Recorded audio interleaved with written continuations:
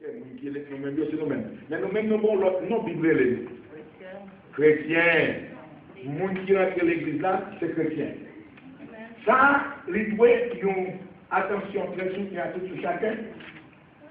L'église, on t'a dit ça une fois, l'église c'est un centre d'entraînement. Côté le monde vient pour entraîner, pour être capable d'aller dans la bataille qui gagne.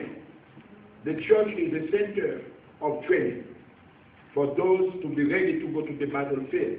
L'église c'est un centre d'entraînement, côté nous réunir, pour nous entraîner, pour aller dans la bataille. Mais suivez-nous, vous avez dit, hors de l'église, point de salut. Pas de salut, si vous n'avez pas dans l'église.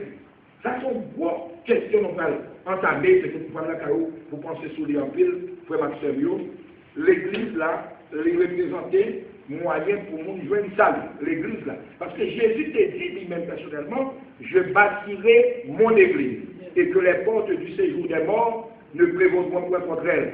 L'église a été fondée par Jésus-Christ, le jour de la Pentecôte, par l'entremise de son prédicateur, l'apôtre Pierre, qui avait prêché en ce jour-là. 3000 âmes s'étaient converties et s'étaient passées des ténèbres à la merveilleuse lumière. Nous parlons de ça. Il y a quelques expressions que nous parlons dans l'affaire de l'église là. Le mot église, il sortit d'un mot grec, un mot grec qui a deux mots, soit il y a deux, dans le mot église, ou bien le mot grec ecclésia, ou soit le mot ecclésia en deux, le mot ek signifie hors deux, et verbe là, même c'est kaléo, mais on met le verbe là en non clésia. Le verbe de appeler en grec c'est kaléo. Un verbe qui comme ça, même c'est clésia, il y a clésis, c'est appeler, appeler. L'église de Jésus-Christ, qui de tout temps, frères et sœurs bien-aimés, décrit l'ensemble de ceux qui sont en Jésus-Christ. Dans l'église là, c'est nous qui sommes Christ. L'église là, on parle de l'église Christ là. C'est nous qui associés à Christ, qui rentrent dans l'église Christ là, qui vient faire partie de l'église de Christ. L'église là, tout, c'est une assemblée de l'île. Donc, beaucoup de monde qui réunit ensemble pour adorer le Seigneur. Dans le sens biblique, l'église est une assemblée de ceux qui ont répondu à l'appel du Seigneur et qui se trouvent en étroite communion fraternelle. L'église, c'est nous qui réunissons ensemble. People get together in the unity to serve Christ. You form l'église. L'église, c'est une assemblée. Une assemblée. 1 Pierre chapitre 2, verset 9, verset 10, mais ça dit. Mais vous, en tant que chrétiens, vous êtes une race élue. Vous êtes une communauté de retraite, une communauté royale, une nation sainte, un peuple acquis, ou bien un peuple de Dieu, que Dieu a libéré pour que vous célébriez bien haut les œuvres merveilleuses. Vous parlez de l'église avec esprit, mourir parce qu'il y a un problème, you have to celebrate what God has done for you. Celebrate. Et ça que version, l'autre version biblique qui est Semeur, il dit que un peuple que Dieu a libéré, a délivré, pour que vous célébriez bien haut les œuvres merveilleuses de celui qui vous a appelé, où ça? Des ténèbres à son admirable lumière. C'est ça le dit. Sortir des ténèbres pour venir dans la lumière.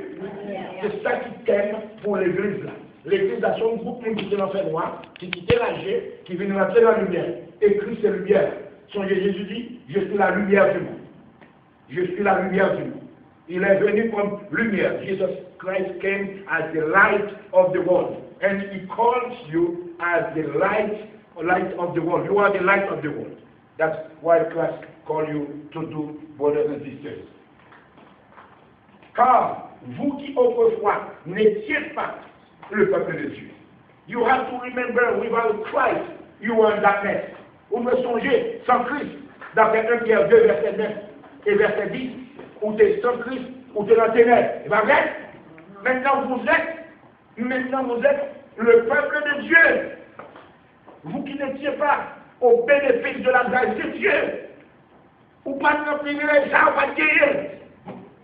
Vous qui n'étiez pas au bénéfice de la grâce de Dieu, vous êtes maintenant à présent l'objet de sa grâce. Nous allons parler de grâce dans une grâce dans la ville Éphésiens, côté, nous allons parler tout à l'heure. Alors, c'est ce que vous faites. Avec Éphésiens, mettez la main for those, but you are a chosen people, a royal priesthood, a holy nation, God's special possession, that you may declare the praises, I like that, you may declare the praises of him who called you out of darkness into his wonderful light. God called you out from darkness to come and his wonderful light. Once you were not a people. Où peut-ce que ça? Ça fait dans cette catégorie, nous avons des prédicateurs qui ont prêché du haut de la chair. Ils ont mis la tête de plus chrétien que tout le monde qui est en terre. Parce que c'est nous qui sous chaque prêché. Verset a dit, once you were not a people, but now you are the people of God. Once you had not received mercy, but now you have received mercy because Christ came onto this world to save you. Somebody say amen. Amen. Somebody say hallelujah. C'est un privilège que mon Dieu donne nous, vraiment sérieux, nous va perdre dans le passé. Maintenant, c'est ce l'expression hors de l'église, point de salut. Qui ça signifie? Des timbres dans l'église va sauver. Ça signifie. We have to understand that very clearly. Hors de l'église, point de salut. Que ceux qui sont en dehors de l'église n'ont pas d'importance pour Dieu. Est-ce qu'ils n'ont pas d'importance pour Dieu? Que les croyants d'autres régions ne seront pas sauvés de vos religions. C'est question ça que je veux poser. Parce que bon, vos batailles, pour une bataille de religion, un peu partout à travers le monde. Quel groupe a déclaré que c'est eux qui chrétiens? Quel groupe n'est pas chrétien? On a les témoins toujours pour nous comment ça a arrivé quelque chose. Donc, tel que nous dit, hors de l'église, sans délit, point de salut. Sans délit, hors de l'église, point de salut. Sans délit, hors de l'église, point de salut. Il y a le mot clé ici, c'est salut. I want you to understand the 5 letters tonight. Nous voulons comprendre les 5 lettres du mot salut. S-A-L-U-T. La première lettre, c'est la lettre I want you to follow me. La première, c'est la lettre La Bible dit, selon la Bible, c'est pas selon les autres bonhommes. C'est par la grâce que vous êtes sauvés. La première lettre S means sauvé par grâce. Sauvé par grâce. Nous faisons une apostille. Avec cette lettre, on a défini l'une après l'autre. C'est par la grâce que vous êtes sauvés. Et la Bible a déclaré fort, it is by grace you have been saved through faith. And this is not from yourself. It is the gift of God. I like that. I love it. For it is by grace you have been saved through faith. And this is not from yourself. It is the gift of God. On continue pour ça, ça lui avait dit toujours. Not by works, so that no one can boast. Il y a des gens qui l'appellent Shelbeck. Après Paul Shelbeck, c'est l'autre monde. Nous, parce que nous avons un peu l'année, m'a prêché, plusieurs années, m'a fait l'expression, nous rencontrons des prédicateurs, quelquefois on la confondé eux-mêmes. Ouais, on est qui est solo. Pour un prédicateur, il prêche mais oui, parce que Jean prédicateur a parlé, il n'a pas d'opportunité à l'autre monde qui n'a pas de bon Dieu, pour venir de bon Dieu. C'est comme si la poussée de monde n'a pas besoin de bon Dieu. Tandis que la Bible dit, c'est par la grâce que vous êtes sauvés, par le moyen de la foi, cela ne vient pas de vous, c'est le don gratuit de Dieu. Et les personnes, l'autre monde n'a pas besoin de faire cher à ça, c'est bon Dieu qui va faire ça. Amen. C'est ça, nous, ouais. La deuxième lettre dans le mot salut, c'est la lettre A. Nous savons, est-ce qu'il est sauvé? On prend notre famille. Deuxième lettre, c'est la A, qui signifie assurer ou assurance de la vie éternelle. Assurer ou bien assurance de la vie éternelle. Non seulement sauvé, mais besoin qu'on est ou assuré en Jésus-Christ. Et qui t'a fait assurance qu'on gagne? Assurance de la vie éternelle. On ne vit pas bien fait. You have the assurance of eternal life in Christ. Let's go see more Bible verses on that. Romains 8, verset 1er, déclaré, therefore, brothers and sisters, there is no now condemnation for those who are in Christ Jesus. Pas de condamnation. Parce qu'on assure c'est bon. On va avoir la cacher ça.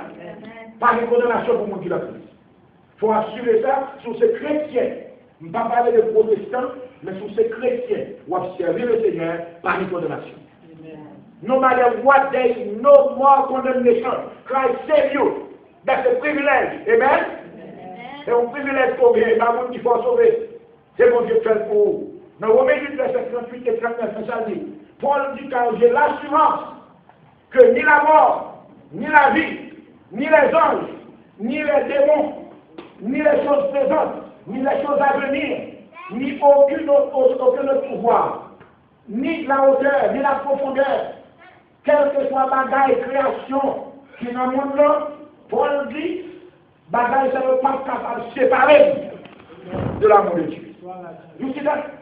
For I am convinced, hallelujah, for I am convinced, neither death, nor life, neither angels, nor demons, neither the present nor the future, nor any powers, neither height nor depth, nor anything else in all creation will be able, hallelujah,